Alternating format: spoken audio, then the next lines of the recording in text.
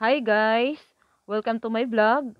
For today's video ay magkakaroon po tayo ng LCD replacement for Samsung A12. So, yung client po natin, pina-order po natin siya ng pyesa sa Lazada, and then after po dumating ng kanyang item ay gagawin na po nga natin yung pagpapalit ng LCD niya kasi sobrang basag na po talaga. So, ang kagandahan po dito sa Lazada, pag umorder po kayo ng LCD, kumpleto po 'yan. Yung item at the same time yung gamit na gagamitin mo sa pag-disassemble ng LCD. Pati po yung glue niyan, kumpleto po 'yan. Okay? So, start na po tayo. So, ayan, nung tinungkab ko po yan, LCD po yan, yan talaga, oh, warak na siya. Sira na po siya talaga. Akala ko, yan na yung tatanggalin ko talaga. Yung pala, LCD lang pala yan na nakabaklas. So, yung pinaka, ano talaga niya, phone, ay kailangan mo pa talagang bubuksan. So, inaral ko muna kung paano. Kung paano kaya to bubuksan. And then, nakita ko rin naman yung ano niya na kung paano siya bubuksan. Doon lang pala sa may gilid. And ayan na nga, parang na-realize ko na kung saan siya tatanggalin. Ayan. So, ayan, nakita ko na doon pala banda siya.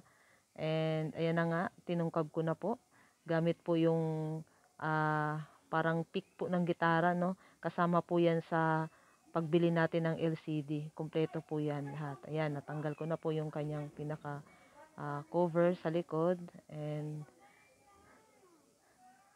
And kailangan pa palang i-unscrew mo yun, kanyang cover sa loob, para po matanggal po natin yung mga nakakonect yung LCD.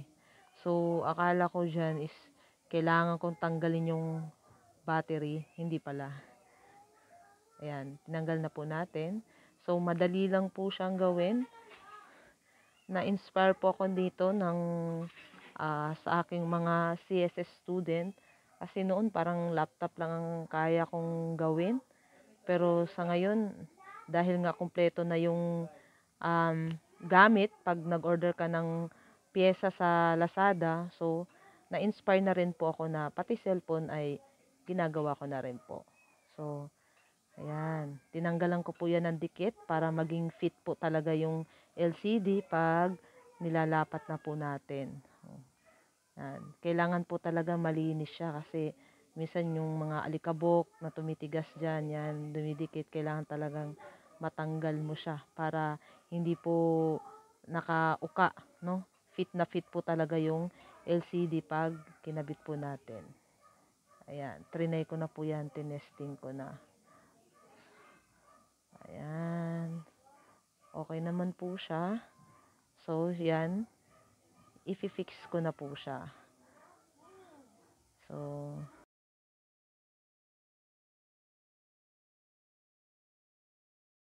for final ano po, na kailangan talagang malinis, sine-check ko ulit. Ayan, nung nakita ko, oh, yan. Final ano po na natin. So, binalik ko na po yung mga screw niya. Kasi, i-fix ko na po yung pinaka-LCD niya. Yan, naglalagay na po ako ng glue, ng pandikit.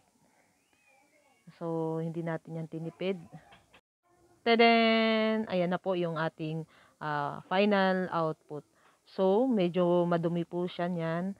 So, okay lang po yan kasi meron naman po siyang parang pinaka-plastic pa na cover. Hindi ko po siya tinanggal kasi yun nga po yung purpose nun, no?